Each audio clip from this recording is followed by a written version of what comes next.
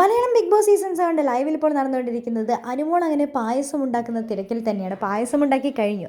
എല്ലാവരും വെയിറ്റിങ്ങിലാണ് പായസം കുടിക്കാൻ വേണ്ടി. ആർക്കും ഒരു ക്ഷമയില്ല. അനുമോളുടെ അടുത്തേക്ക് വരുന്നു, എല്ലാവരും ടേസ്റ്റ് നോക്കാൻ ചോദിക്കുന്നു. പക്ഷേ ഇന്ന് മാത്രം ആർക്കും ഒരു പ്രശ്നവുമില്ല. എല്ലാവർക്കും ടേസ്റ്റ് നോക്കാൻ അനുമോൾ കൊടുക്കുന്നു.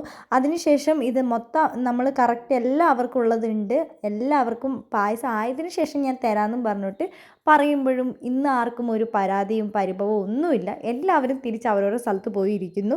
അതിനുശേഷം എല്ലാവരും പായസമായെന്ന് കണ്ടപ്പോൾ ഓടി വരികയും ബിഗ് ബോസ് അപ്പോൾ തന്നെ പറഞ്ഞു, നമുക്കൊരു കഥയൊക്കെ കേട്ടതിന് ശേഷം ഒരിടത്തൊരിടത്തെന്ന ടാസ്ക് കഴിഞ്ഞതിന് ശേഷം നമുക്ക് പായസം കുടിക്കാം.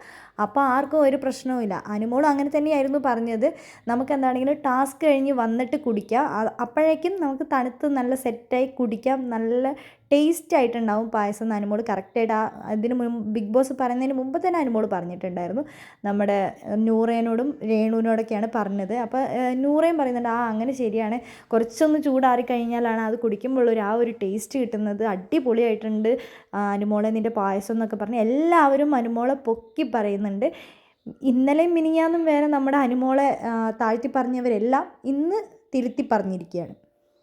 അതാണ് അനുമോളുടെ ഏറ്റവും വലിയ വിജയം എന്ന് പറയുന്നത്. 2 വട്ടം അടുക്കളയിൽ നിന്നും ഇറക്കിവിട്ട അനുമോളെ പ്രേക്ഷകർ വീണ്ടും അടുക്കളയിൽ കയറ്റിയിരിക്കുകയാണ്. എല്ലാവരുടെയും മനസ്സ് നിറയ്ക്കാൻ ഓണത്തിന് അനുമോളുടെ വക ഒരു പായസം.